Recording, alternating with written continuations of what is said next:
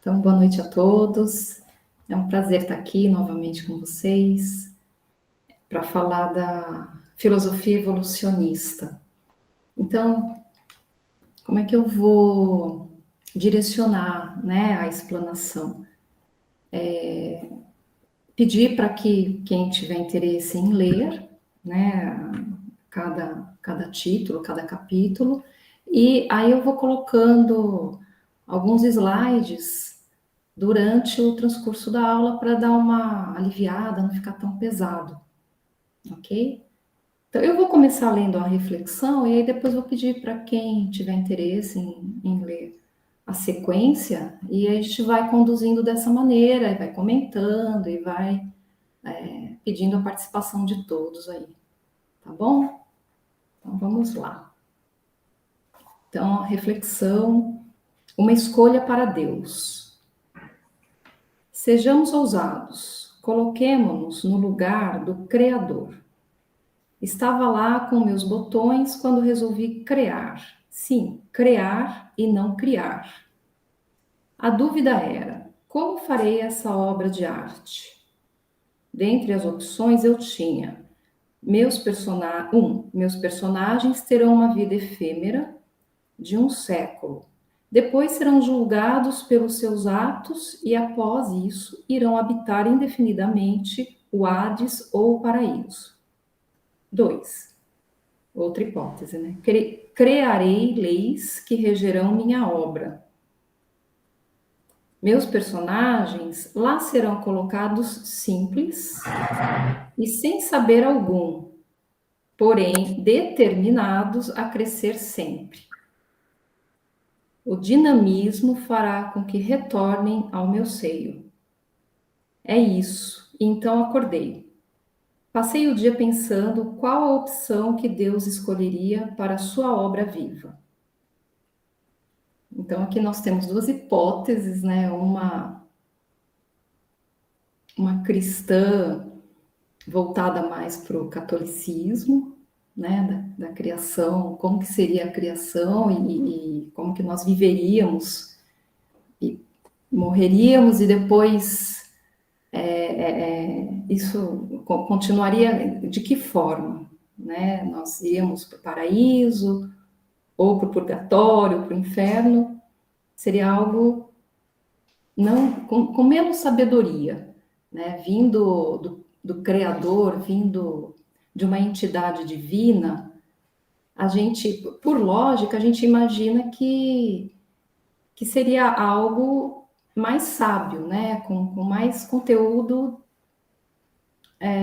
para que nós nos desenvolvêssemos, né? E não uma vida de uma vida só, né? Algo passageiro, algo menos rico, né? Porque nós vamos enriquecendo a nossa alma, o nosso espírito com o passar do tempo, com as nossas encarnações, com a evolução. Então, eu vejo essa reflexão, nessa reflexão, uma conclusão lógica do poder divino. O poder divino não nos concederia algo pequeno, né? Algo de uma existência única.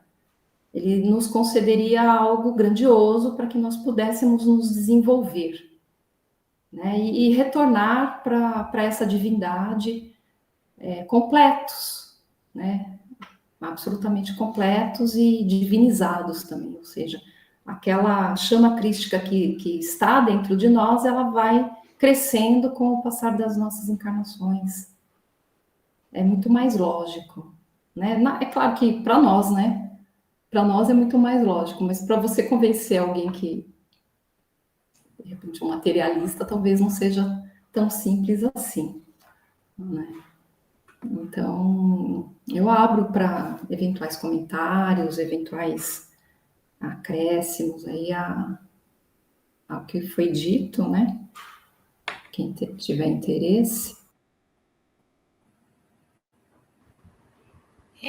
A única coisa que me chamou a atenção nesse texto foi, assim, duas opções só, né?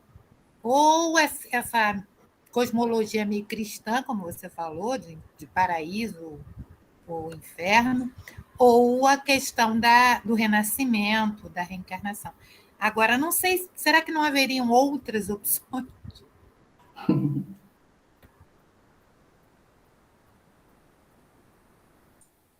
E eu acho que nessa segunda opção aí, quando ele fala, né, simples e sem saber algum, porém determinados a crescer sempre. Esse determinados tem muito a ver com o tema de hoje, né? É a questão da vontade, né? A determinação, né? Ou seja, isso está dentro de nós. Essa vontade nós já trazemos.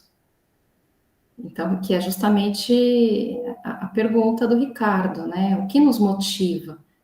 Não é nada externo, é interno. Basta nós procurarmos essa vontade dentro de nós. Porque ela já está em nós já somos deuses, né?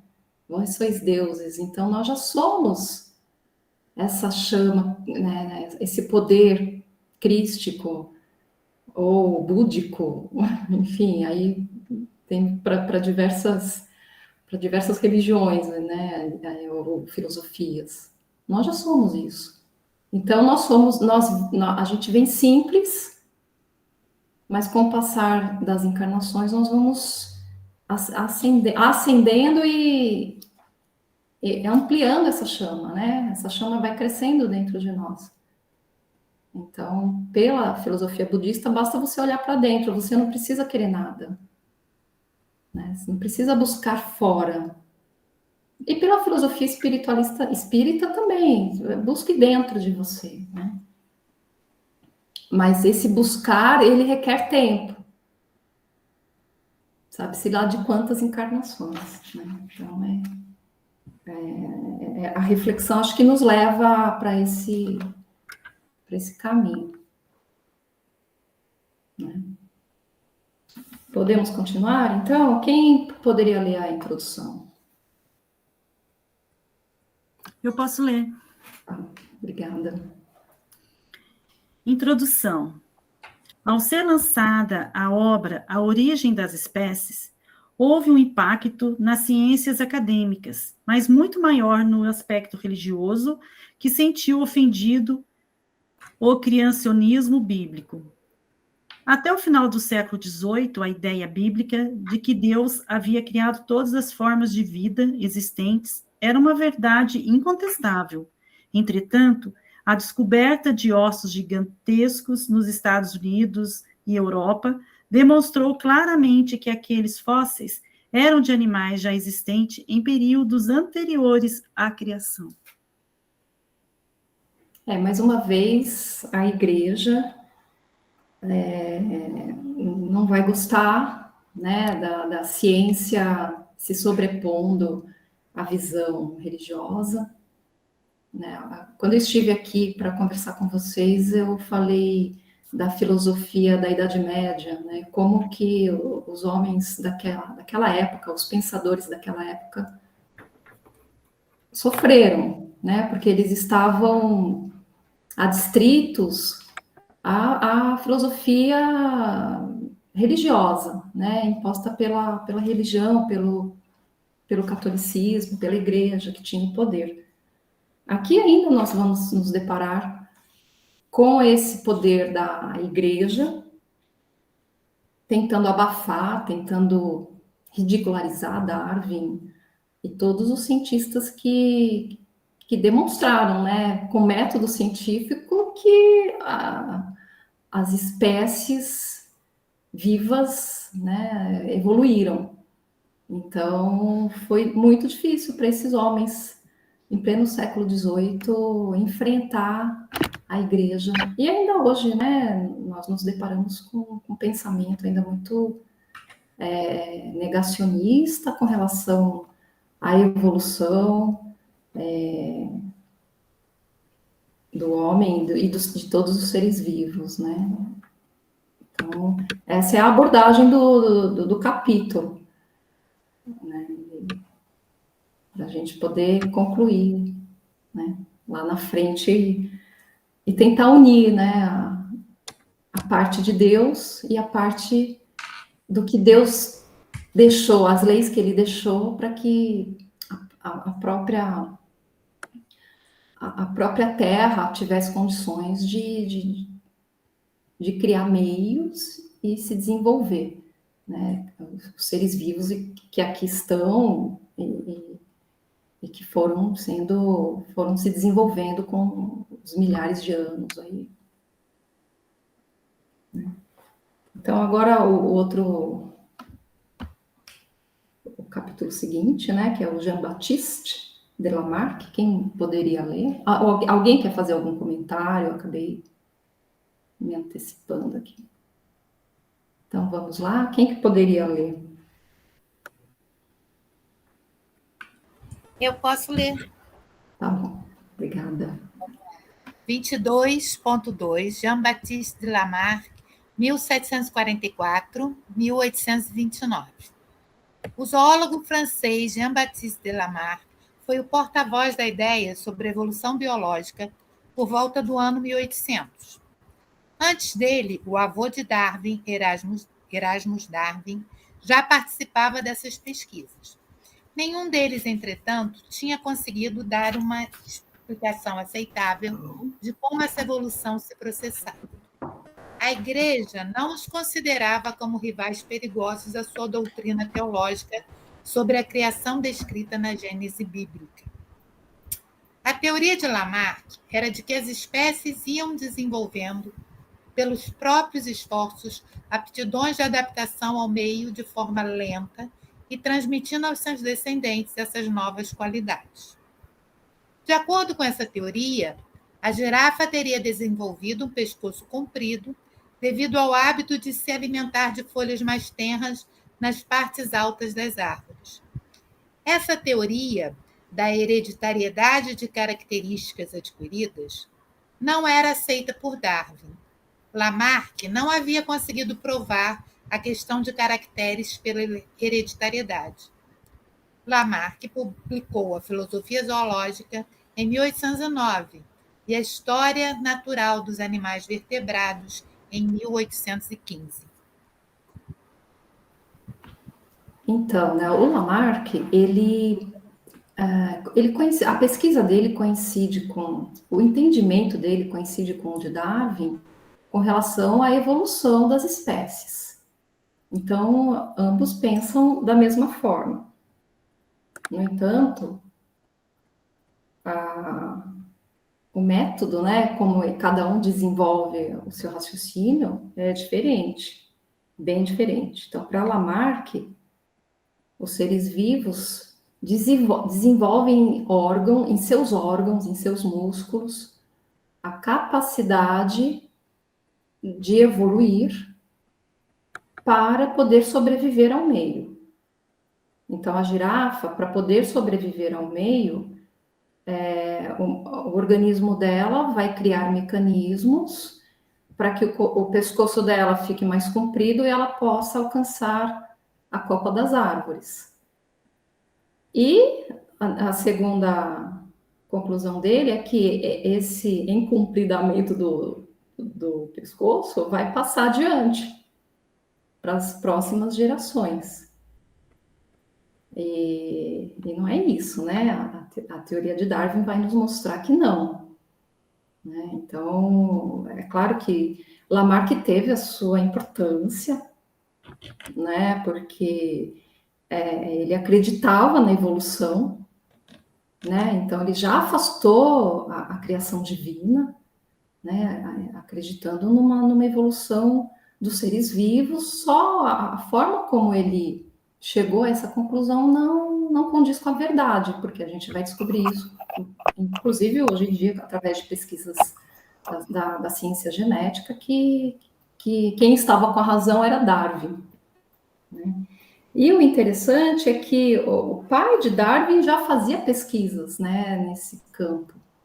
Então, até Lamarck, a própria igreja não estava preocupada. Com Lamarck, de Lamarck em diante, a coisa mudou de figura, principalmente a partir de Darwin, né, com a seriedade do Darwin, né, o método científico que ele desenvolveu, enfim. Né. Podemos ir adiante? Charles Darwin, quem que pode ler? Charles Darwin, 1809-1882. Charles Robert Darwin nasceu em Shrewsbury em 1809, foi contemporâneo de Kardec. Seu pai era médico. Ao terminar os estudos fundamentais, cursou medicina em Edimburgo de 1825 a 27 e teologia em Cambridge até 1831. Demonstrou, porém, grande interesse pela botânica e geologia, tanto que viajou ao norte do país de Gales para efetuar pesquisas geológicas em formações rochosas daquela região. Pesquisou também fósseis. Em dezembro de 1831, partiu para uma viagem ao redor do mundo como naturalista a bordo do navio Beagle, para pesquisar espécies animais com previsão de 2 anos. A viagem acabou levando 5 anos. Esta viagem lhe proporcionou um grande número de observações referentes à geologia, à flora, à fauna e até das sociedades e caracteres humanos. Fez um trabalho metodológico e sistemático sobre os assuntos observados, compilando e classificando todos os dados. Casou-se em 1839 e foi morar numa casa em Kent, nos arredores de Londres, onde morou a vida toda. Teve uma saúde um tanto frágil, o qual lhe rendeu muitos períodos de afastamento do seu trabalho. Darwin vem a falecer em 1882, com honras solenes, depois de ter sido por muitos anos considerado o homem mais perigoso da Inglaterra. Suas principais obras foram Monografia sobre as Cerripédias, volume 1, em 1851, e volume 2, em 1854. A origem das espécies através da seleção natural, 1859. A fertilização das orquídeas por insetos, 1862. A descendência do homem e seleção em relação ao sexo, de 1871. A 1872. Plantas insetívoras, de 1875. Cruzamento e autofertilização, 1876. Diferentes formas de flores em plantas da mesma espécie, de 1877. Então, é um período em que a ciência começa a efervescer, né? Então, esses homens, esses cientistas, não só o Darwin, como outros, o próprio Alfred Russell, que mais para frente vai ser falado, eles vão fazer grandes pesquisas, eles vão viajar o mundo para entender a biologia, para entender as espécies, a fauna, a flora, a geologia, enfim, toda a composição. Então, o que eu achei interessante aqui desse item foi a respeito, deixa eu colocar aqui, da viagem que ele fez, né? Com 22 anos de idade. Então, eu achei aqui um resumo dessa viagem. Não sei se vocês estão vendo aí, com nitidez. Sim, Me dá dá um feedback para eu... Ok. Então, aqui, ó, a aventura do Beagle. Charles Darwin tinha 22 anos quando embarcou no Beagle, um veleiro de 27 metros da marinha inglesa. A viagem cujo objetivo principal era mapear melhor o hemisfério sul, durou 5 anos. A missão de Darwin era fazer companhia, como cavalheiro que era, ao capitão Robert Fitzroy. Curiosamente, o naturalista oficial do Beagle era o cirurgião Robert McCormick, ou seja, ele nem era o Darwin, o naturalista oficial, e ele tinha 22 anos de idade. Né? Um homem, aos 22 anos de idade, produziu essa primeira obra dele, aí que a gente vê a vontade, né? Aliás, né, afinal, um dos temas é esse, né? Uma das questões que foi comentada é a vontade, o que impulsionou esse homem a fazer essas pesquisas, a viajar o mundo aos 22 anos de idade, né?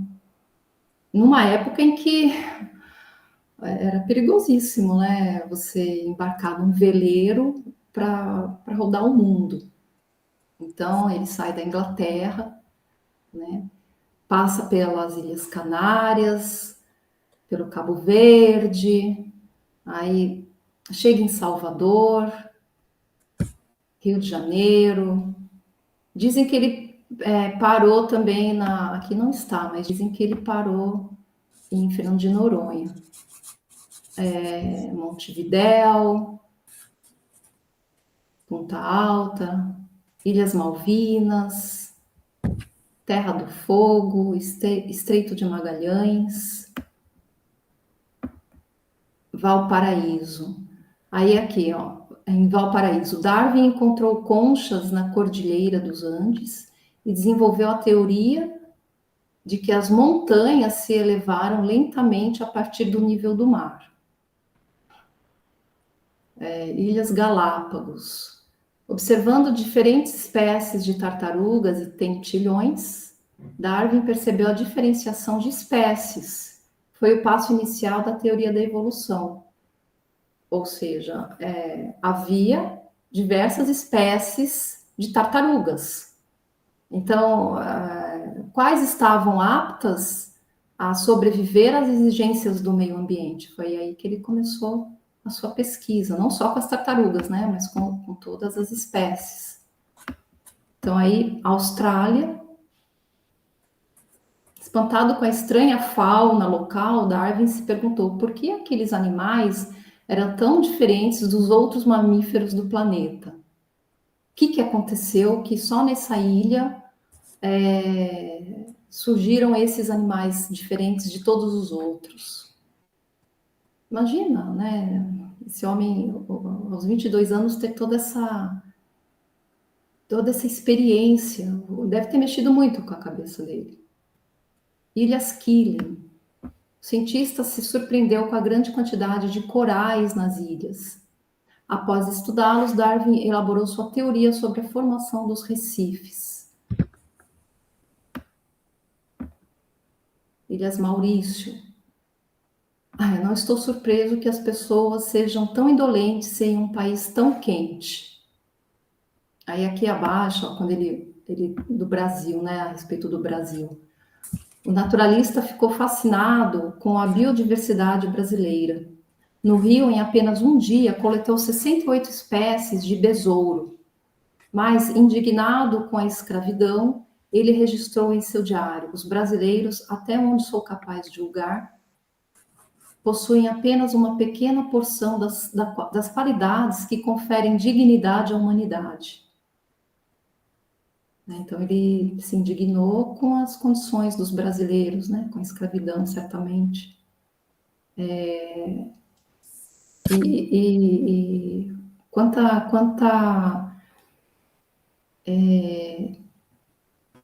Como é que eu posso dizer?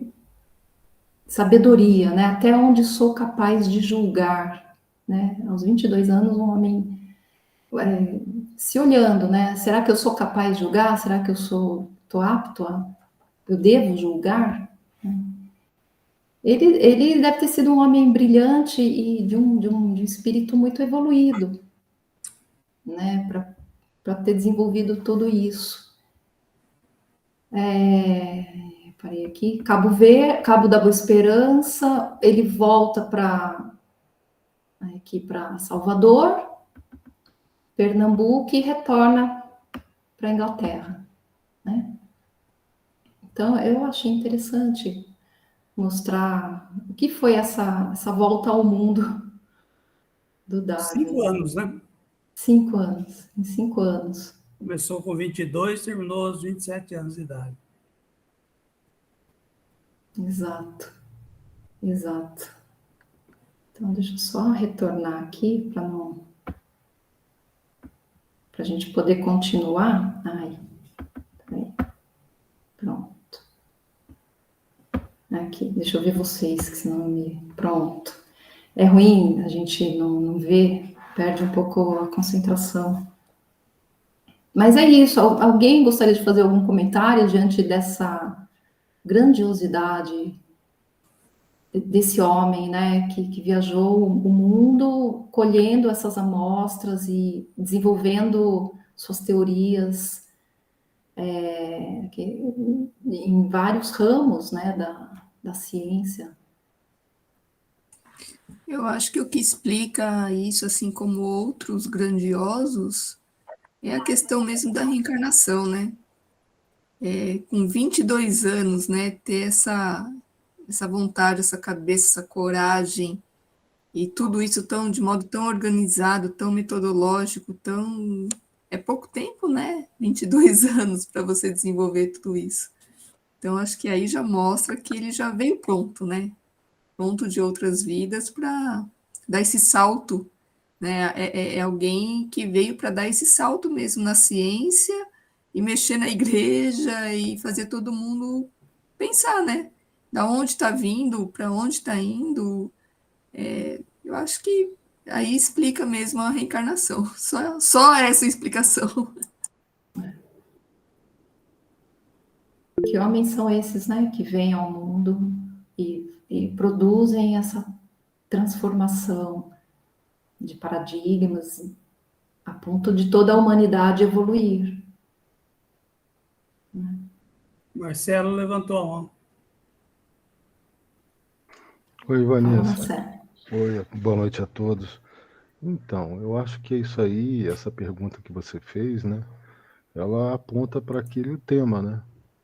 A força não é oriunda da capacidade física e sim de uma vontade indomável, né? Então, aos 22 anos, aí, de acordo com o texto, ele era apaixonado pela botânica e geologia e apareceu uma oportunidade de se lançar a explorar isso, né? Essa paixão, essa motivação muito grande.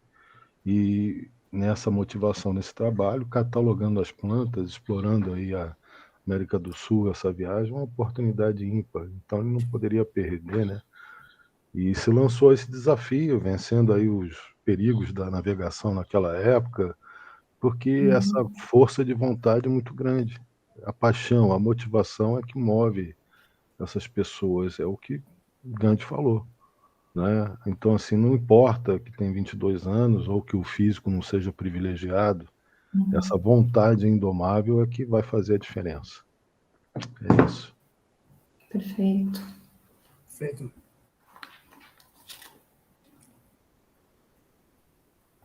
Então, vamos dar continuidade. Quem que pode ler? Agora a gente vai entrar mesmo na teoria dele, né? A origem das espécies, 1859, a descendência do homem, 1871. Quem que gostaria de ler?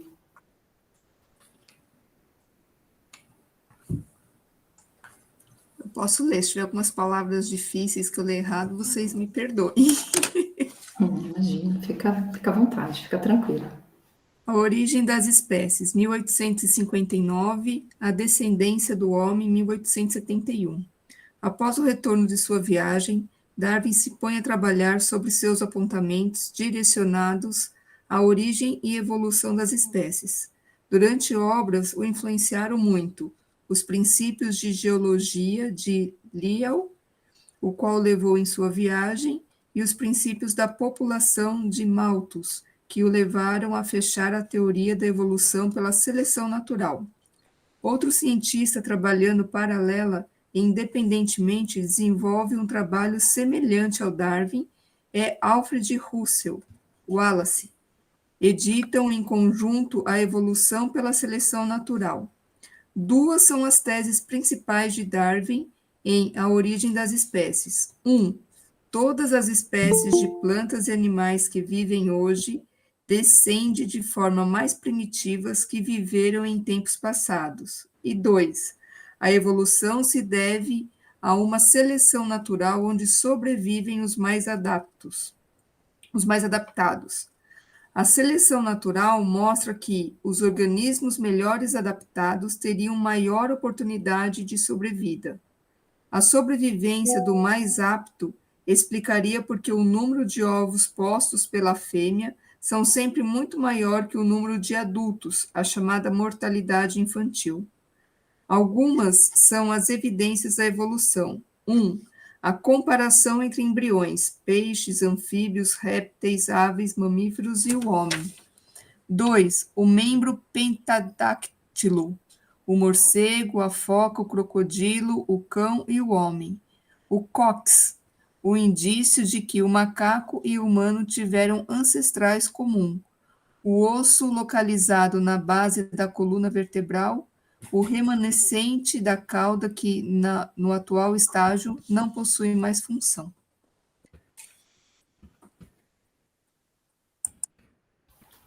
Nós estamos na página 167 no meu livro. No meu está na 171 para 172. Ah, não é mais antigo, acho. Ok. Então, aqui a gente entra mesmo na teoria dele, ou seja, todos os seres vivos descendem de um primitivo, né? Então, essa é a teoria dele. Esse ser primitivo gera outros que vão evoluindo, né? Que vão se modificando. Depois a gente vai saber qual que é o mecanismo que faz com que eles se modifiquem. Que não é um mecanismo para poder sobreviver ao meio. É justamente o contrário. Alguns organismos possuem diferenças e o meio ambiente é que faz com que eles possam ir adiante. A exigência é do meio ambiente, é do meio. Então, esses indivíduos vão adiante em razão da exigência do meio, né? E não que eles se desenvolvam para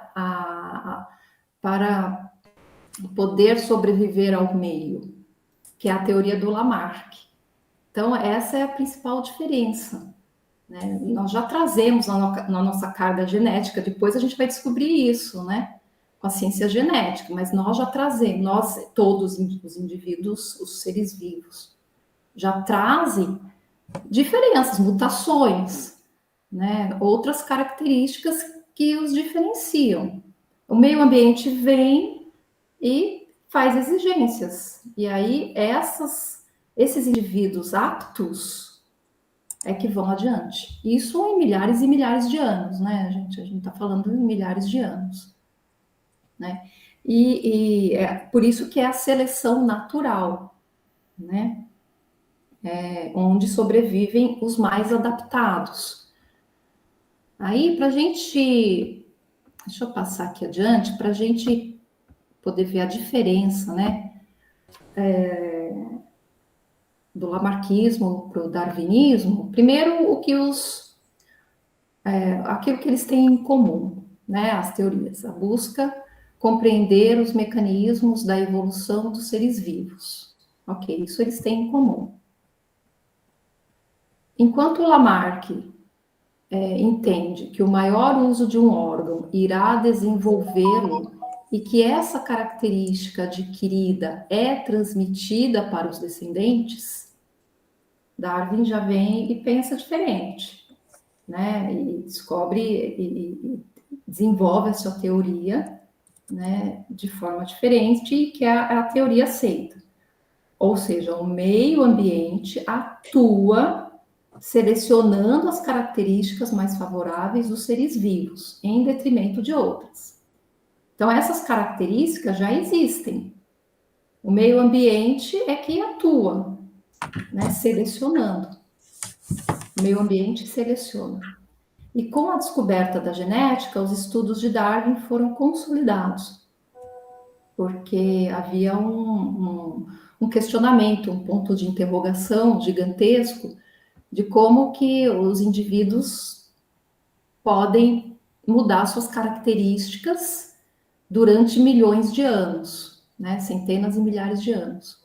Então, a genética vem e explica isso, né? A ciência genética é capaz de esclarecer essas alterações no organismo, né? Eu acho que esse é o principal ponto aqui desse item, né? Mostrar, tentar consolidar aqui qual que é a teoria que foi adiante, que é a darwinista, e porque os ingleses ainda, nessa época, que ainda acreditavam no lamarquismo, né?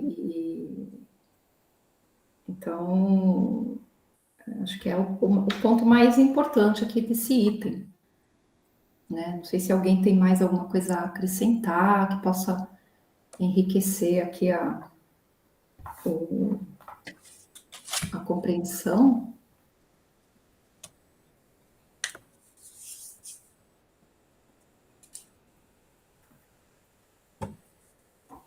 Podemos ir adiante então, pessoal?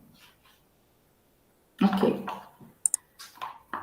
Herbert Spencer, quem que poderia ler para a gente? Posso ler? Tá, legal, obrigada. Herbert Spencer, de 1820 a 1903. O biólogo britânico Herbert Spencer, pragmático, oferece uma filosofia em cima das teorias evolucionistas de Lamarck e de Darwin. Este filósofo nunca pôde se familiarizar com ideologias metafísicas, sobretudo as correntes kantianas. Spencer não admite outra faculdade cognoscitiva senão os sentidos e o intelecto. A intuição não é, para ele, uma faculdade cientificamente demonstrada, senão apenas uma suposição vaga, obscura e mística. Porém, ele é, antes de tudo, um agnóstico do que um ateu. Spencer é, na filosofia, o grande enamorado da teoria da evolução. Vai adiante, estendendo a evolução para outros campos, além do reino mineral, vegetal e animal. Ele vai para o mundo humano e vê a evolução na intelectualidade e na mente humana, no psiquismo, na ética e na atitude religiosa. O filósofo vê a evolução em todos esses campos. Ele era todo síntese e coordenação, assim como Aristóteles. Spencer é o exemplo nas naturais limitações de um filósofo que invade o campo do especialista, mas os erros de detalhes desaparecem diante das luminosas generalizações que deram nova unidade e inteligibilidade a vastas áreas do fato biológico. Na biologia, ele vê a evolução da vida, na psicologia, a evolução do psiquismo, na sociologia, a evolução das sociedades e na ética, a evolução moral. São seguintes as suas obras. Primeira, a Teologia da População, de 1852, sob a influência de Malthus.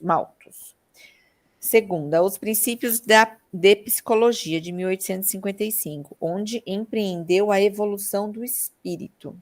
E o terceiro, Os Primeiros Princípios, de 1862, onde evidencia o incognoscível, gerando o agnosticismo e a evolução, gerando o evolucionismo. Aqui é o grande mérito do... Obrigada, Tati. O grande mérito do Herbert Spencer ele estende a evolução para o campo humano, para todos os campos humanos. Então, a evolução não é só na parte da biologia, da botânica, enfim, a evolução, ela é em todos os ramos da vida, né? Em todos os ramos da vida. Então, é na mente humana, é no psiquismo, é na ética, na intelectualidade. Então, ele, enquanto filósofo, ele vai ampliar esse entendimento, né, para todos os ramos da vida. E ele é um contemporâneo do Allan Kardec, certo? Porque é a mesma época aqui. Então, ele está falando em termos filosóficos o que os espíritos vieram dizer para Kardec, né, vieram nos dizer em termos de evolução do espírito, né? Então, se a gente for olhar lá, aqui, ó, eu até preparei um slidezinho para nós, que na lei do capítulo 7 da Lei do Progresso no Livro dos Espíritos, que são as perguntas aqui, que vão de 776 a 802. Eu pus só a primeira, para não ficar muito enfadonho, né? Então, a pergunta: o estado de natureza e a lei natural são a mesma coisa? A resposta: não.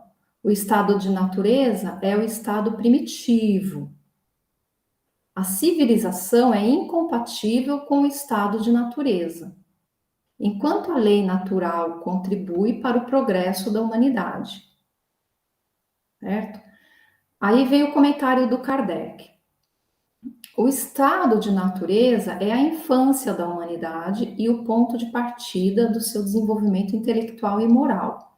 Por isso é que lá na reflexão é dito que nós somos criados de forma simples, né? Nós somos crianças, intelectual e moralmente. Sendo o homem perfectível e trazendo em si o germe do seu aperfeiçoamento, não foi destinado a viver perpetuamente no estado de natureza, como não foi destinado a viver eternamente na infância. O estado de natureza é transitório, e o homem dele sai em razão do progresso da civilização. A lei natural, ao contrário, rege a humanidade inteira, e o homem se melhora à medida que melhor compreende e pratica essa lei. Então, são ideias, né, que se complementam, que são idênticas, uma no campo filosófico, né, produzida por um filósofo, e outra trazida no campo espiritual, e através de Kardec. Né, e que hoje, com todo o desenvolvimento que a gente teve de lá para cá, a gente tem essa certeza, né, essa plena certeza, né, de que a evolução é uma lei natural, né, que nós estamos evoluindo, né, de encarnação em encarnação. Ou seja, a evolução não só no aspecto científico, mas também no aspecto moral, no aspecto espiritual. Ela é um ato contínuo para que nós possamos voltar, né, para a casa do Pai, né, ou para o todo.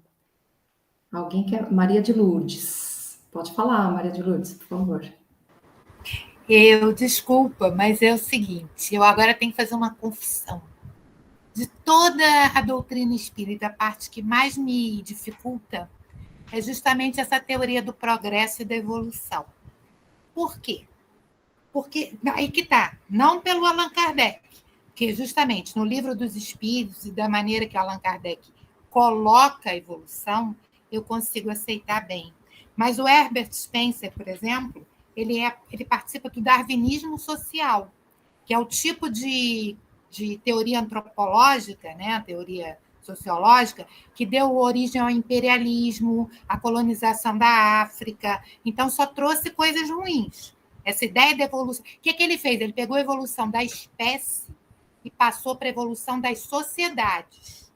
E aí vai dar depois o Comte com positivismo. Então, a gente vai ter uma leva aí de desastres horrorosos do eurocentrismo, de uma teoria de que o progresso era só da Europa e que os outros continentes, né, eram selvagens e deveriam ser dominados. Então, eu tenho pavor. É uma coisa que me arrepia, essa questão do evolucionismo social, darwinismo social. E então eu não gosto, não, minhas implicâncias, né? Eu sei que é meio, mas eu preciso confessar isso. Então, o Kardec eu aceito bem. Agora, o Herbert Spencer, para mim, é muito difícil. Ok, Patrícia, por favor. Eu procurei aqui o que era o agnóstico, né, na hora que eu estava lendo o material antes da aula, porque eu não sabia mesmo o que era, né? E diz que assim, ele não crê e não nega a existência de Deus, apenas não acredita que a razão humana possa provar a existência de Deus. Então, aí, Maria de Lourdes, pode ser que por conta disso ele acredite na evolução das classes, né, sociais aí, porque né, a pessoa que hoje, né, eu tenho essa teoria, que não acredita em Deus, ela é impossível de olhar as coisas com óculos do amor. Né? Vai olhar só com esse óculos do que é possível pegar, do que é material aqui, do que é o hoje, do que é o agora, né? Então, eu acho que isso acaba explicando o que a Maria de Lourdes colocou, né?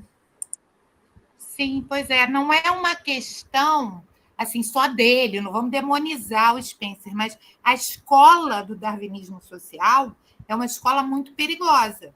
Então, e eu gosto muito quando eu leio lá o Kardec, porque apesar nesses tópicos aqui do Livro dos Espíritos, em outros ele fala muito claramente que a evolução é uma coisa de reencarnações, não tem nada a ver, né, com raça, nem com o momento atual, né, dizer que um povo é melhor do que o outro. O Kardec, apesar, eu acho maravilhoso isso nele, que apesar da época dele ser a época, né, pior do eurocentrismo, onde todos acreditavam que os europeus eram superiores, e depois isso vai desencadear o nazismo, fascismo. Então, ele estava numa época horrível.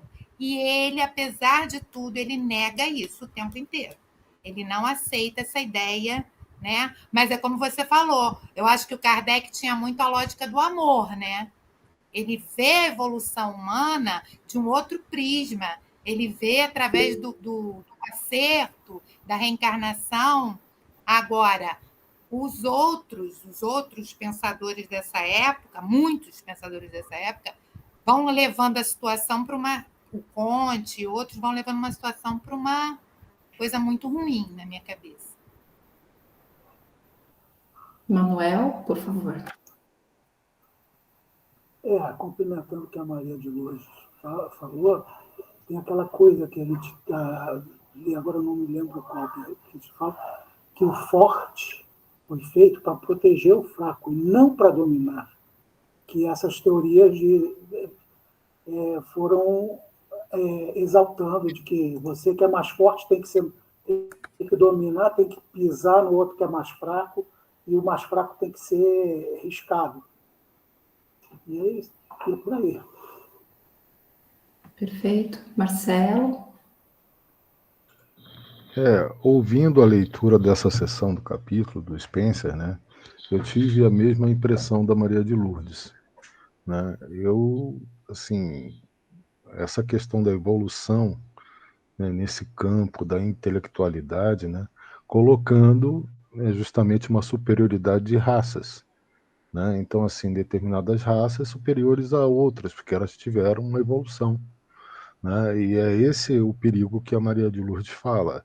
E eu fiquei pensando durante a leitura, antes da Maria de Lourdes falar, né, o seguinte, né, quando a gente tem o que evolui é uma determinada sociedade, né? Então a sociedade está evoluindo com seus avanços tecnológicos, etc. e tal. Nossos filhos vão herdando aí esse desenvolvimento tecnológico, cultural, etc. Né? E vão se adaptando a esse meio social. né? Mas o que acontece?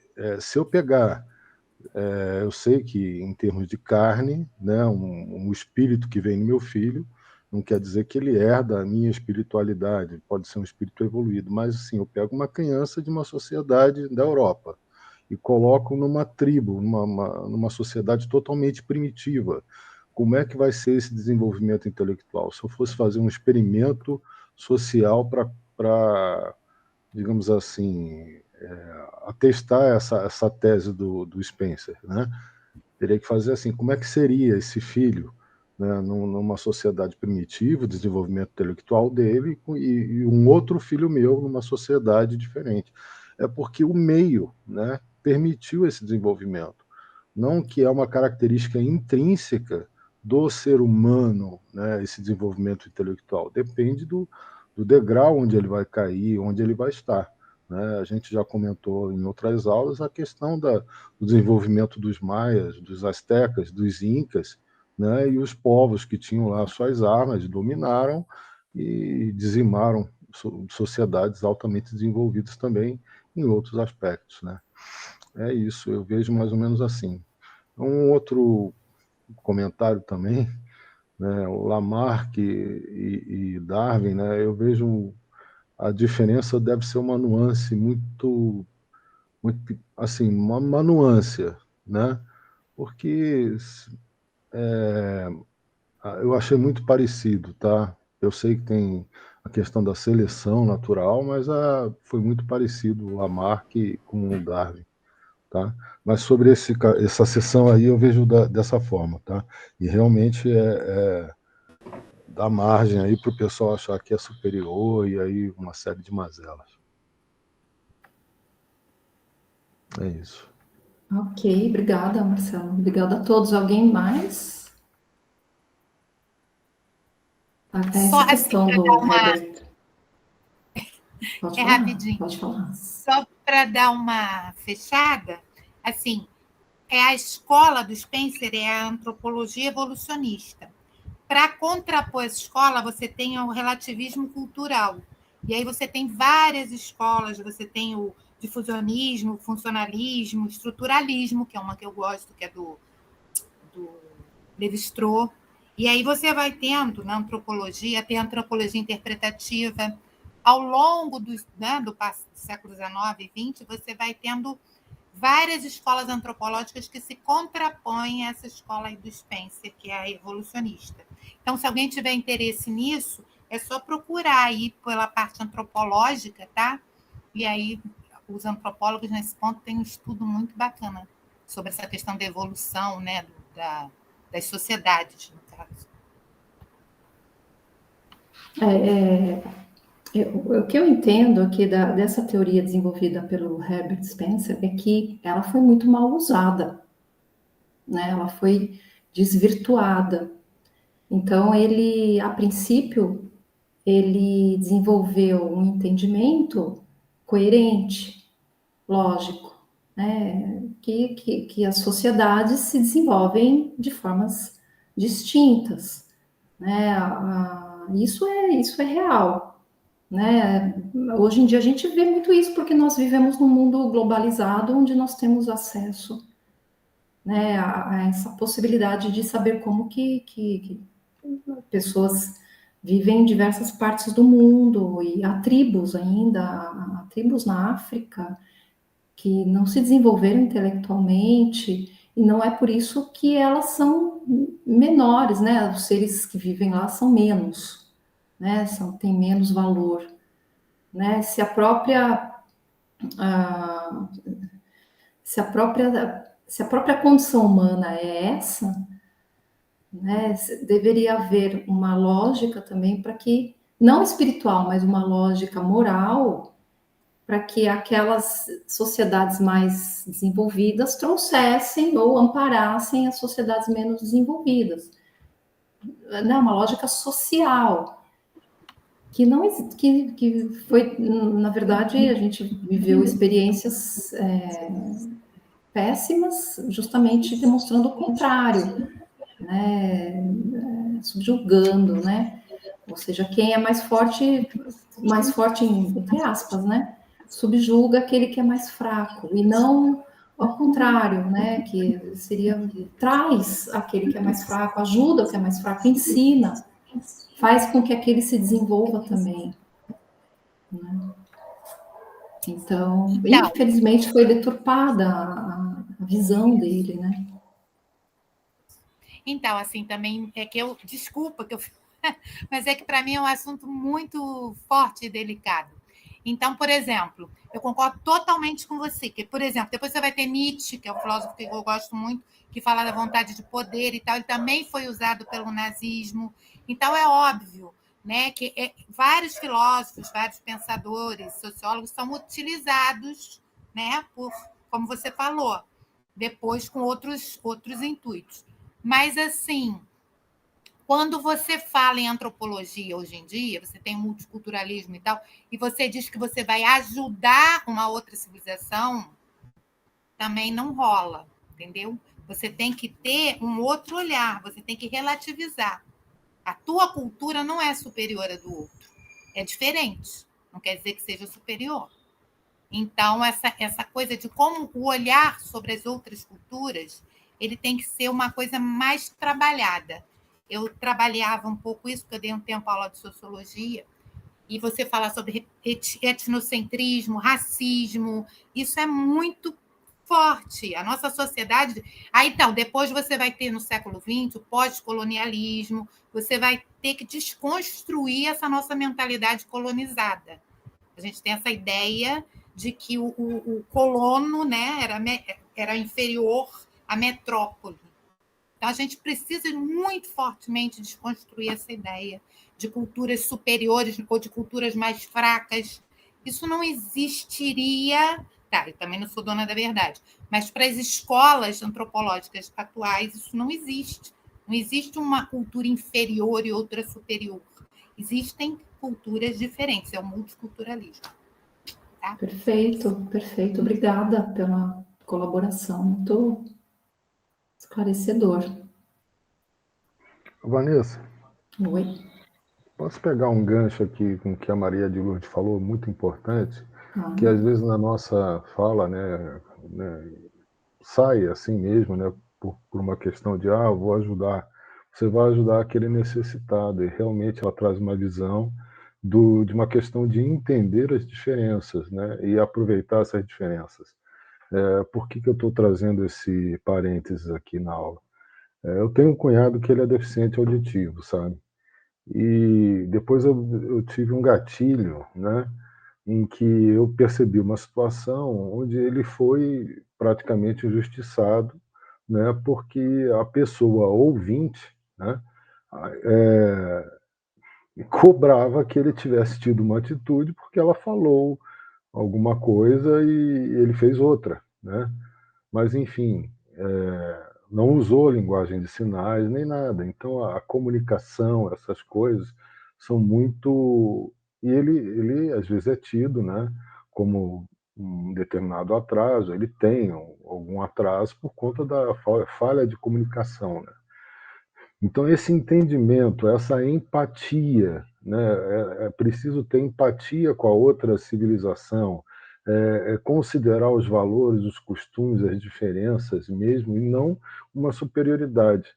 Então, eu tenho agora me interessado um pouco sobre essa questão da linguagem de sinais, né, para poder resgatar um pouco de esperança de que, de repente, eu possa trazer ele a se conectar e expressar, e se expressar, né, e entendendo as diferenças, porque eu vejo muita capacidade nele, ele é subjugado na sua capacidade por essa questão da diferença, né, e acabei assistindo muitos filmes, né, nesse sentido, onde você desenvolve, né, para quem tem alguém na família, algum conhecido que é deficiente auditivo, você acaba desenvolvendo a empatia para esse campo, né, mas também você vai desenvolver empatia para muitos outros campos, né? Então, vi o filme Seu Nome é Jonas, o Som do Silêncio, um baterista que ficou surdo depois, as crises, coisas que eram tidas até como loucura. Muitos foram internados em estabelecimentos como se fossem retardados, deficientes mentais, e não eram apenas surdos, né? E depois, quando eles se descobrem, o quanto eles têm para entregar, desenvolver e agregar para todos nós, entendeu? Então, assim, houve essa falta de empatia com as outras civilizações, nesse egocentrismo, não considerando esse relativismo, né, cultural, né, o quanto que isso atrasou até a gente, né, da gente crescer, né? Quando a gente troca, o amor é tudo aquilo que cresce quando a gente troca, né? É o que mais cresce quando a gente troca. Valeu. Ótimo. E nós cada um de nós sendo capaz de aceitar e de entender o outro, procurar saber do outro, o porquê. Se cada um de nós for capaz disso, com o tempo a gente consegue moldar as sociedades, né? A forma como as sociedades pensam. Então, é um trabalho individual também, né? Quem sabe seja um caminho para o mundo de regeneração, né? Pois é. Podemos avançar, então, pessoal? Agora é o criacionismo versus o evolucionismo. Pedir para alguém ler, por favor. Posso ler. Tá, já. O criacionismo versus evolucionismo. Tanto os membros da Igreja quanto muitos cientistas eram partidários da teoria bíblica segundo a qual as diferentes espécies de plantas e animais eram imutáveis. Para eles, cada espécie tinha sido criada. Além disso, a visão cristã estava de acordo com as concepções de Platão e Aristóteles. A religião explicava que os fósseis eram de animais que não haviam encontrado lugar na Arca de Noé. O livro lançado por Darwin em 1859 provocou um grande impacto. A Igreja protestou veemente e a ciência na Inglaterra se dividiu. Nessa data, o velho mundo veio abaixo, como os bispos já anteviam. Não era mais uma noção de evolução das mais altas espécies evolvendo das mais baixas, e sim uma minuciosa e ricamente documentada teoria do processo da evolução por meio da seleção natural ou preservação das espécies mais favorecidas na luta pela existência. Numa década, o mundo inteiro estava a falar em evolução. A origem das espécies, quando lançado, teve um sucesso imediato e provocou grandes polêmicas que envolveram teorias biológicas e implicações teológicas, facilitando assim uma imediata difusão em todo o mundo. Na Inglaterra, Estados Unidos, Alemanha e Itália, teve Darwin fortes defensores. A França insistia com Lamarck. De uma hora para outra, muitos se viram compelidos a rever suas concepções sobre a gênese do mundo e do homem até então descrita pela Bíblia e interpretada pela Igreja. Em 1871, quando publicou A Descendência do Homem, onde afirma que macacos e homens haviam tido os mesmos ancestrais, descobria-se simultaneamente em Gibraltar e em Neandertal, da Renânia, fósseis de cérebros de tipos humanos extintos. Huxley é o generalíssimo das forças do darwinismo e do agnosticismo. Por algum tempo, os evolucionistas foram denunciados como monstros da imortalidade. É o conservadorismo mostrando suas garras e frequentemente insultados em público. Ainda hoje, 150 anos depois, ainda existem focos de resistência à teoria da evolução, principalmente entre os dogmáticos e fundamentalistas cristãos. Estes, por incrível que possa parecer, se encontram na nação mais desenvolvida cientificamente do planeta, os Estados Unidos. Nesse país, alguns estados onde a Assembleia Legislativa é dominada politicamente por conservadores cristãos, proíbem as escolas de ensinarem a teoria darwiniana por não estar, segundo eles, devidamente corroborada e por contrariar fortemente suas convicções religiosas. Então, até os dias de hoje, né, gente? O criacionismo impera ainda em muitas culturas. Nos Estados Unidos, há estados que realmente não acreditam na teoria da evolução, né? Uma coisa que Darwin falou, que Darwin conceituou, enfim, é que nós teríamos um descendente comum, um ascendente em comum com os macacos. Descendente não, um ascendente. Né? Não que nós viríamos do macaco, ou seja, há uma espécie, né, que antecedeu os macacos e que deu origem aos macacos e a nós também. A teoria dele fala isso. Né? Então, deixa eu pegar aqui. Vocês, eu não sei se eu vou conseguir mostrar essa imagem. Eu peguei naquele livro Os Exilados da Capela. Deixa eu ver se dá para eu ampliar. Ele mostra aqui, né, a evolução, né, da raça humana, desde lá dos primórdios. Então, aqui você tem uma espécie, né, ainda bem primitiva, né, ainda um animal, que vai dar origem a uma outra vertente aqui, né, e aqui há animais, né, orangotango. Então, começa aqui, né, que é o Aegiopithecus. É difícil falar esses nomes, né, mas... Bom, enfim, aí, aqui, ó, chegando aqui, nesse mocinho aqui, que é o Keniapithecus, daqui vai originar o Australopithecus e o gorila e o chimpanzé. Então, aqui seria essa espécie que teria dado a origem a dois ramos, né? O ramo humano e continuaria aqui no ramo animal. E aí vai subindo. Então, aqui ainda é um hominídeo, né? É um primata que vai se desenvolvendo. Então, Australopithecus africanos, de 3 a 2 milhões de anos atrás. Uso eventual de pedras e paus. O Homo habilis, de 2 milhões e meio de anos atrás. Primeiro a fazer armas e ferramentas de pedra. Ainda é um primata, né?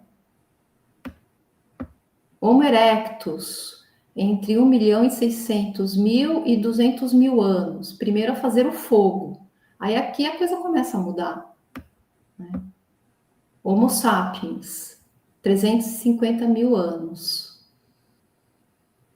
Daqui do Homo sapiens, deriva para o Homo sapiens neandertal, de 350 a 50.000 anos, e para o que Homo sapiens sapiens, que é a sapiens sapiens porque é a inteligência, né? A inteligência, a imaginação, a cognição, tudo do que o homem é capaz de fazer e o que o animal não é, né?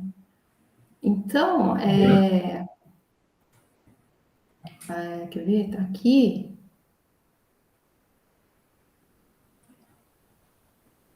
Vanessa, Aqui, ó.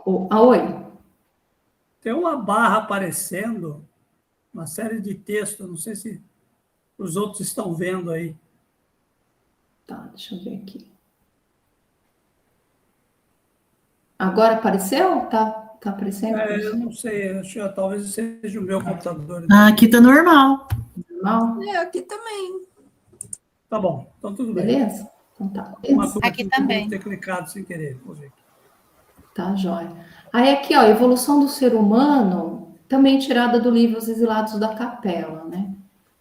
Aqui o que é interessante a gente observar é que o Homo sapiens, que seria esse terceiro, Homo sapiens neandertal, nos anos 90, exames de DNA provaram que o neandertal é uma ramificação separada da espécie humana, embora seja evidentemente uma evolução dos símios primitivos.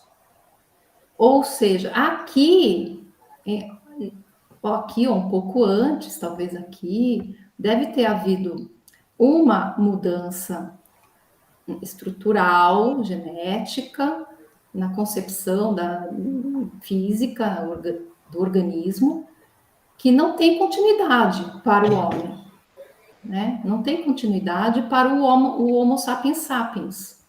Isso, tanto é que o DNA não é o mesmo, não gerou o homem. O DNA do Neandertal não gerou o homem, né? Então, cadê? Perdi.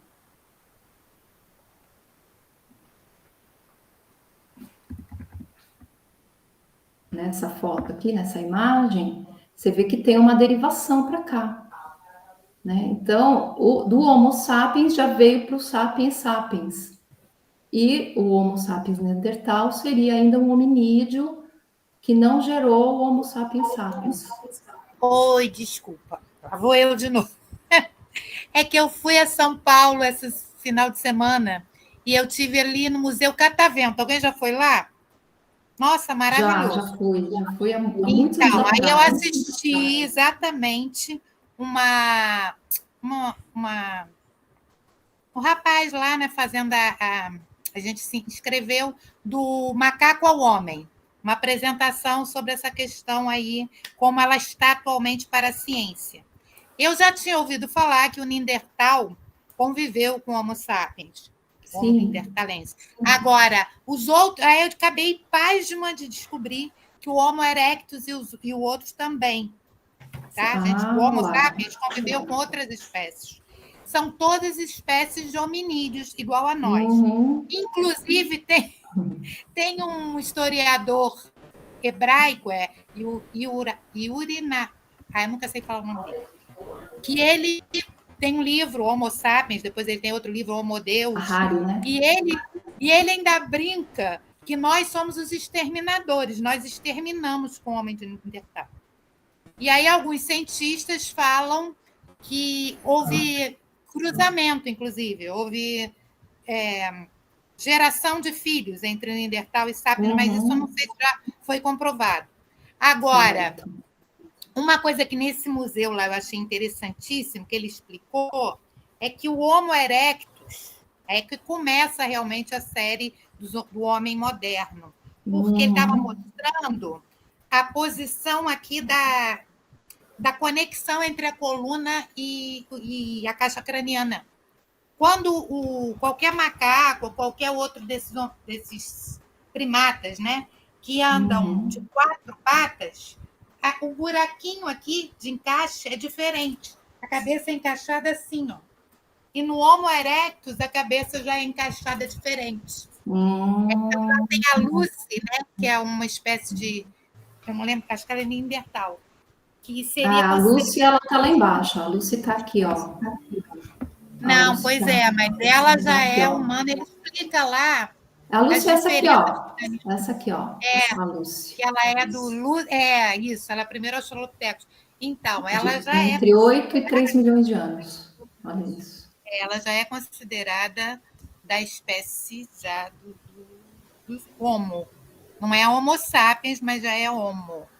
Então não é a ver com 5. É muito interessante. Gente, eu fiquei muito apaixonada por esse museu. Nossa, é maravilhoso. Ele tem tudo de bom. E essa exposição, né, esse trabalho que eles fazem, é muito legal, explicando lá do macaco ao homem. Certo. Obrigada pela sua colaboração, Maria. Eu quero adiantar aqui, mas eu acho interessante a gente pôr uma pimenta aí na questão, no debate, para falar sobre a questão de não haver um elo entre o que seria esse hominídeo e o homem, né? o Homo sapiens sapiens. Então, eu tirei isso do livro, tá, gente? Então, o que ele diz? Nesses primórdios da evolução humana e no ápice do reino animal estavam os símios, muito parecidos com os homens, porém ainda animais, ok? Sem aquilo que justamente distingue o homem do animal, a saber, a inteligência. Deste ponto em diante, por mais que investigasse, a ciência não conseguiu localizar um tipo intermediário de transição bem definido entre o animal e o homem. Então há um gap, né? Um hiato que demonstre que durante essas centenas de anos, milhões de anos, houvesse uma evolução que fosse capaz de demonstrar que houve realmente uma evolução, né? Saímos do Homo sapiens, né? E chegamos no Homo sapiens sapiens. Então existe esse ponto aí de desconhecimento.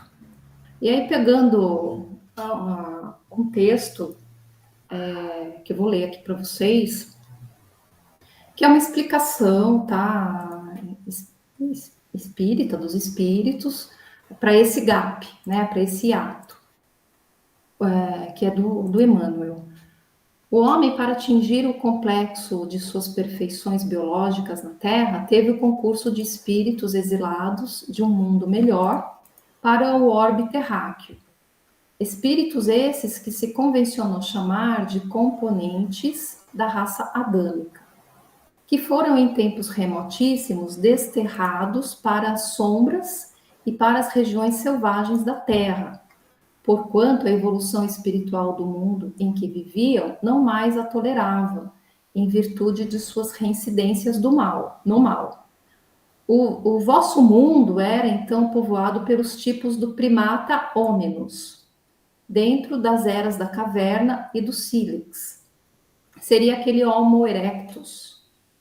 E essas legiões de homens singulares, pelo seu assombroso e incrível aspecto, se aproximavam bastante do Pithecanthropus erectus, que é quando descobre o fogo, né? Quando aquele hominídeo descobre o fogo. Estudado pelas vossas ciências modernas como um dos respeitáveis ancestrais da humanidade.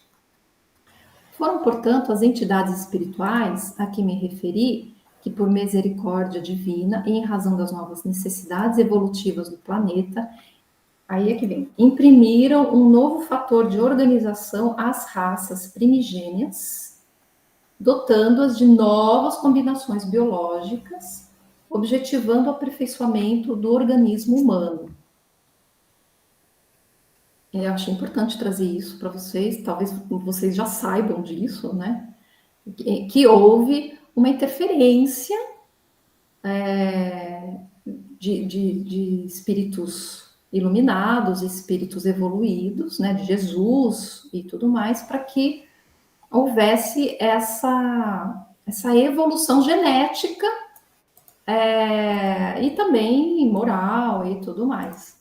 Né? E por isso, o que justificaria esse ato na evolução do que seria um hominídeo para o homem. É só para a gente colocar mais pimenta e para deixar vocês mais confusos ainda.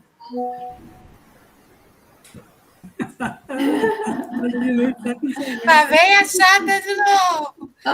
Deu resultado. É só para observar. Esse texto que você trouxe é interessante, mas ele é de 1937. De lá para cá, a ciência já descobriu trocentos milhões de fósseis. Estou falando, gente, eu mesma também não tenho tanta informação sobre isso, né?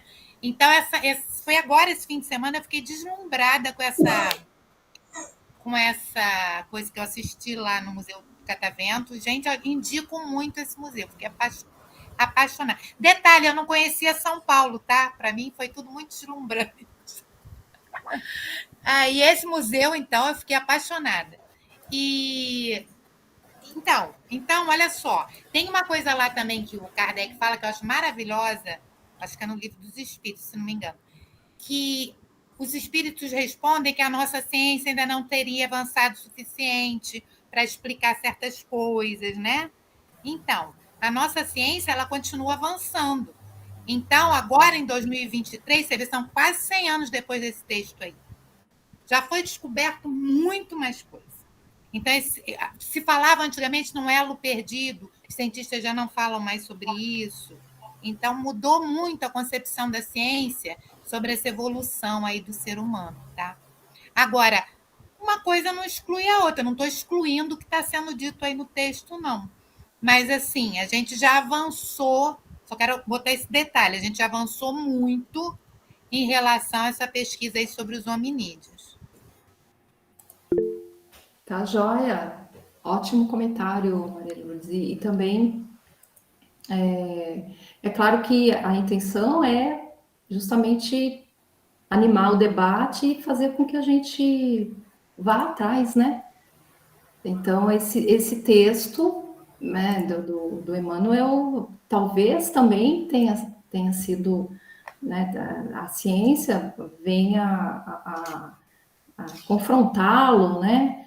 Então, é interessante a gente ter acesso para poder tirar as nossas próprias conclusões, né? O Marcelo levantou a mão. E a ciência pode até comprovar também, né? Pois é. Claro, claro.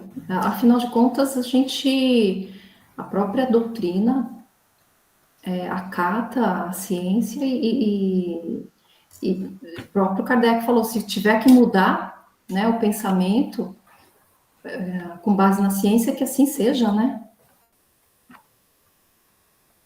Vanessa, o Marcelo levantou a mão. Pode falar, Marcelo. Não, Ricardo, vou deixar, porque eu olhei aqui o horário, né, e eu não quero jogar mais pimenta, não, tá bom?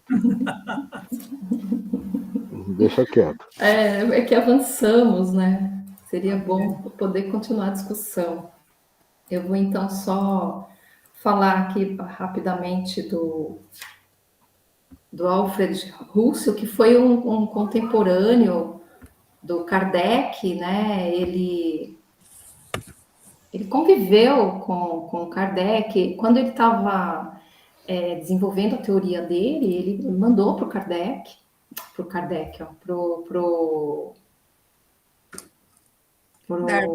o Darwin, e o Darwin, percebendo que colidia, né? Colidia não, que eram idênticas as teorias, acabou lançando a dele anteriormente, né, para poder sair à frente, né, ali dessa teoria dele, que tinha tudo a ver com a teoria do Alfred Russell, que também foi um cientista brilhante.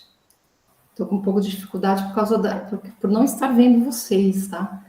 Então, vamos lá. Um naturalista, geógrafo, antropólogo e biólogo britânico, né? Realiza um ensaio no qual desenvolve as bases da teoria da evolução e o encaminha a Darwin, teorias praticamente idênticas.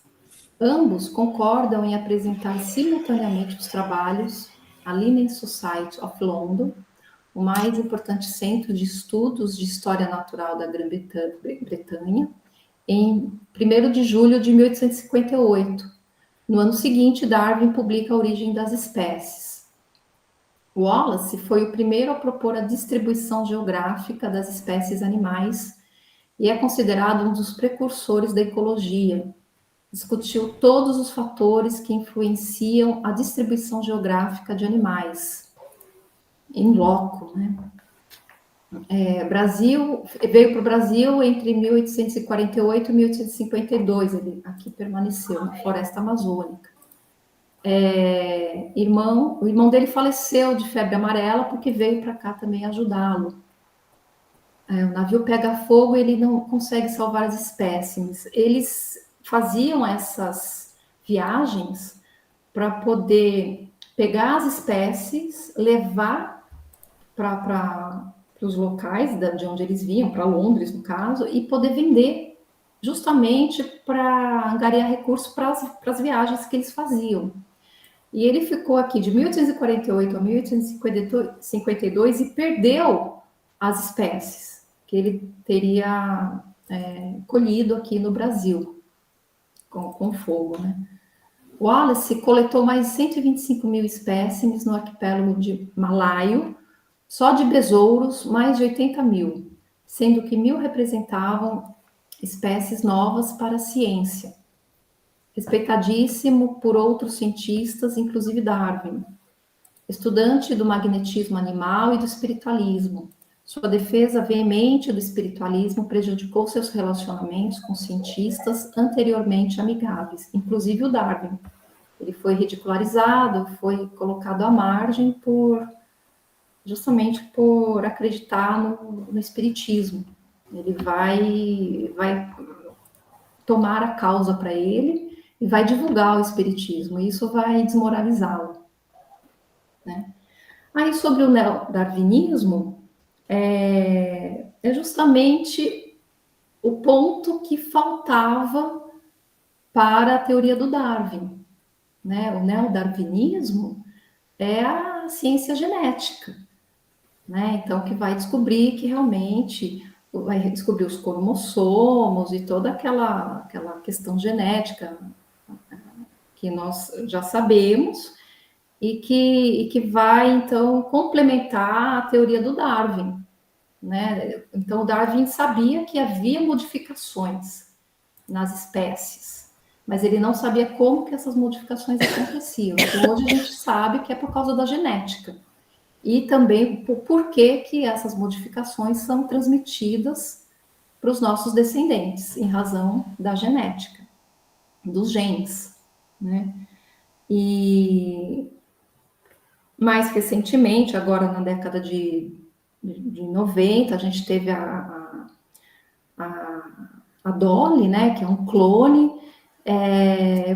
Fui dar uma estudada na questão do clone e vi algumas palestras da doutora Lígia da Veiga Pereira, que é a geneticista da USP. Então, ela explicou, por exemplo, que a clonagem do primeiro mamífero, que foi a ovelha, né, a Dolly, ela foi o primeiro mamífero a ser clonado, e que isso possibilitou hoje que nós possamos desenvolver as células-tronco, e com isso, por exemplo, se eu tenho um problema no coração, através de uma célula do meu corpo, eu posso transformar essa célula em uma célula jovem, né, e usá-la, né, em meu próprio proveito. Quer dizer, se eu tenho um problema no cérebro, eu posso, através de uma célula, de um neurônio, criar neurônios sadios para poder não ter que abrir a minha cabeça para isso. Então, a pesquisa genética, ela vem evoluindo muito, né? E a passos largos, e a evolução vem acontecendo muito fortemente, né, nessa área, né? E aí chegamos à conclusão que o evolucionismo foi nova quebra de paradigma no conhecimento humano, talvez tão ou mais impactante que o heliocentrismo copernicano, que veio à tona 200 anos antes. Estes avanços científicos contribuíram,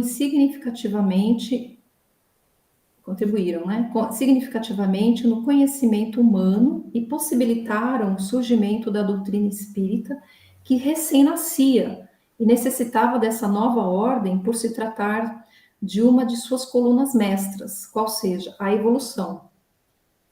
Esta é citada claramente no terceiro livro, As Leis Morais, do Livro dos Espíritos, pelo título de A Lei do Progresso.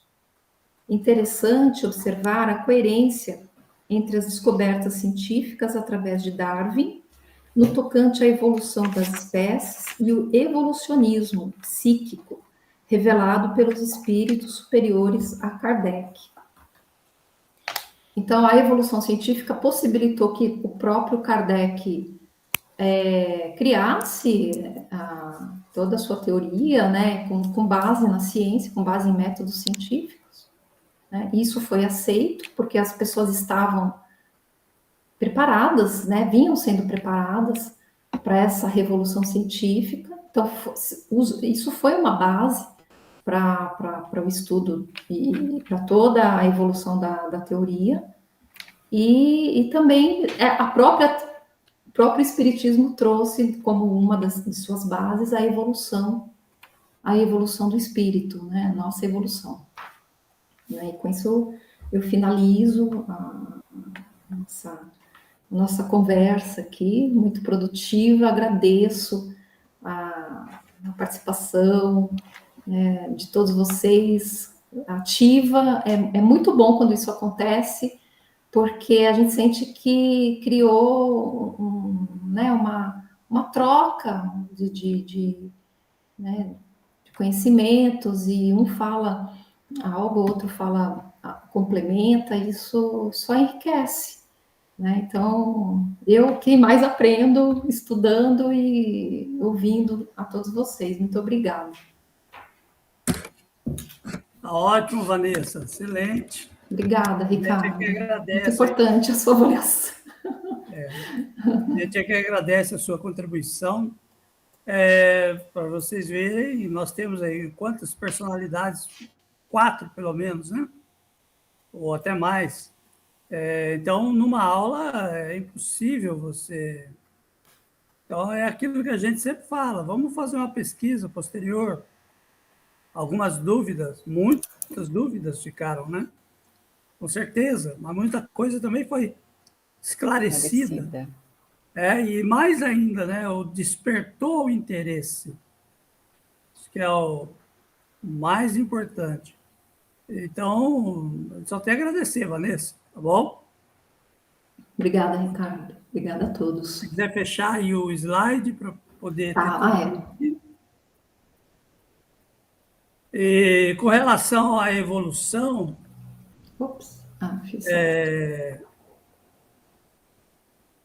o criacionismo, né, que tem aí nos Estados Unidos alguns representantes, ele já está bem caduco já.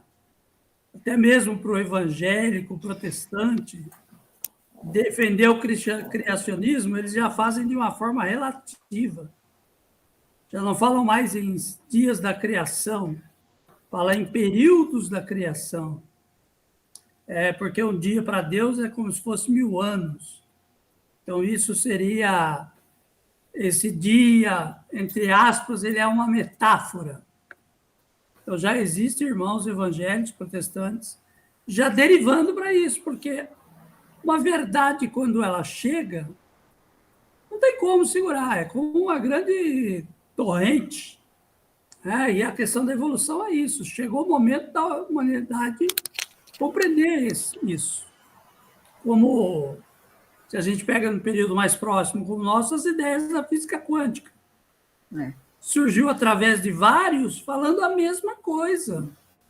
Um complementando o outro, e aquela ideia foi formando um caldo cada vez mais espesso, mais inconsistente, e que, por mais que a nossa razão tenha dificuldade de aceitar, ela aí está. E com a evolução, a mesma coisa. A gente tem esse privilégio de que a doutrina nunca se opôs à questão da evolução. Então, para nós, é bem natural. Talvez para alguns mais ortodoxos, radicais, é que aí se espera um Deus que crie tudo pronto, tudo já com uma forma idealizada, né? E aí, sim, para esses é chocante essa ideia. Né? Eu recomendo aí o livro Evolução em 2 Mundos. É um livro difícil, tem até um dicionário, mas ele vai tratar com profundidade, até porque ali tem termos da biologia, tem termos da medicina, falando da evolução nos 2 mundos, que há uma evolução paralela, uma evolução material conjugada com uma evolução espiritual, um agindo sobre o outro. Ok? Fica aí a recomendação, Evolução em Dois Mundos. Tá bom? Gente, então deu a hora cantada. Quem é o autor, Ricardo, Sim, desse Evolução em Dois Mundos? O autor. em parceria do Chico com o Valdo Vieira, que é médico. Tá? Eu vou postar lá no grupo do WhatsApp a capa lá para vocês. Tá bom? Então, Vanessa, obrigado a todo mundo. Quem poderia fazer Obrigada. uma rápida aí de encerramento? Já estamos no adiantado da hora. Alguém? A ala masculina é bem quietinha aqui nesse grupo, né? É que o Irair não está aqui hoje. Senão... Posso fazer? Pode fazer, Joel, por favor. Então, que neste momento, após todo esse conhecimento, cabe a cada um de nós voltarmos o nosso pensamento a Jesus, aos nossos mentores, aos nossos amigos espirituais, agradecimento. Agradecimento aos professores e agradecimento pela oportunidade. E assim, encerrando este dia, essa aula, com a oração que o próprio Senhor nos ensinou. Pai nosso que estais no céu, santificado seja o vosso nome, venha a nós o vosso reino, seja feita a vossa vontade, assim na terra como no céu. O pão nosso de cada dia nos dai hoje, perdoa as nossas ofensas, como perdoamos a quem nos tem ofendido, e não nos deixeis cair em tentações, e livra-nos de todo o mal. Que assim seja, graças a Deus. Graças a Deus. Graças Amém. a Deus. Amém. Amém. Bom final de semana a todos. Um abraço. Abraço. A todos. Até mais, gente. Obrigada. Tchau, tchau. Tchau, tchau. Obrigada, Tchau, Vanessa. tchau. Valeu, eu que Obrigado. agradeço. Obrigadão. Boa noite.